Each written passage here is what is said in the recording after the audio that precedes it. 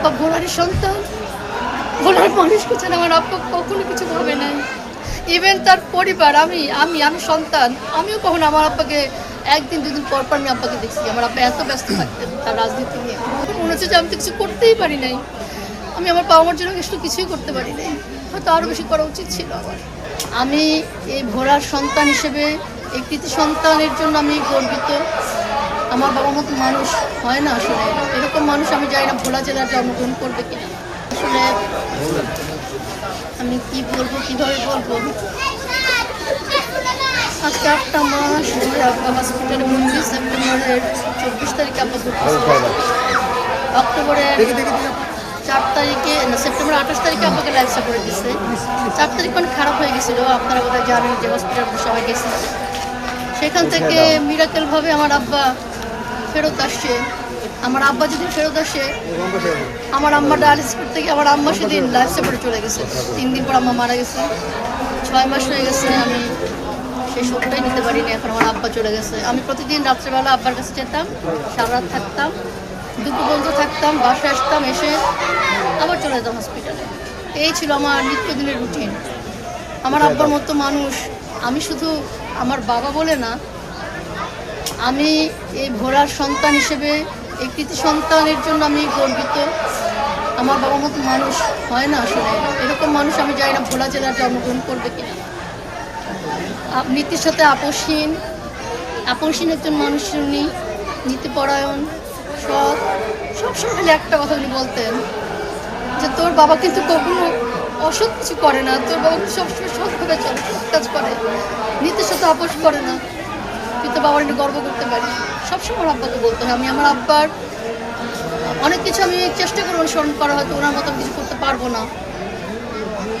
আমি আমার আব্বার যা স্বপ্ন, আমাদের বৃদ্ধাশ্রম একটা আছে, বা আব্বার ফাউন্ডেশনটা আছে, হসপিটালটা করছিলেন, এই কটা জিনিস আমি আব্বার যেটুকু স্বপ্ন আছে আমি চেষ্টা করব। আপনারা সবাই যদি দোয়া করবেন, আল্লাহ যেন আমাকে সবসময় সহায় থাকেন। আমি একা মানুষ, একাই পথ চলতে হবে আমাকে। আর আমার ভোলার যারা আছেন আপনারা, আপনাদের সবার সহযোগিতা থাকে আমার, ইনশাআল্লাহ আমি পারবো আমার আব্বার স্বপ্নগুলোকে পূরণ করতে।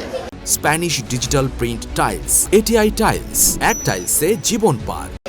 আমার আব্বার খুব স্বপ্ন ছিল, খুব ইচ্ছা ছিল ভোলা বরিশাল সেতুটা করা, ব্রিজটা করা। আব্বার জন্য ভূমি অধিগ্রহণ করা, সয়েল টেস্ট, যা কিছু লাগে সব কিছু কিন্তু রেডি করা ছিল। মাঝখান থেকে 2020 সালে আব্বা অসুস্থ হলেন। এরপর তো আসলে কাজটা আগায় নাই। হয়তো ভোলার অনেকের হয়তো একটু মনে কষ্ট আছে এটার জন্য। আমাদের গ্যাস আছে। আমার আব্বা যা কিছু করেছেন, হয়তো সুস্থ থাকলে আরও অনেক কিছু করতে পারতেন। আপনারা দোয়া করবেন আব্বার জন্য, আপনারা দোয়া করবেন আব্বার জন্য। আমার আব্বার যদি কোনো ভুল থাকে, ক্ষমা সুন্দর দৃষ্টি যেন আমার ভোলাবাসী সবাই দেখেন। আব্বা ভোলারই সন্তান, ভোলার মানুষ করছেন। আমার আব্বা কখনো কিছু ভাবে নাই। ইভেন তার পরিবার, আমি আমি আমি সন্তান, আমিও কখনো আমার আব্বাকে একদিন দুদিন পর পর আমি আব্বাকে দেখছি। আমার আব্বা এত ব্যস্ত থাকতেন তার রাজনীতি নিয়ে, আমি আমার আব্বাকে সেভাবে পাইনি।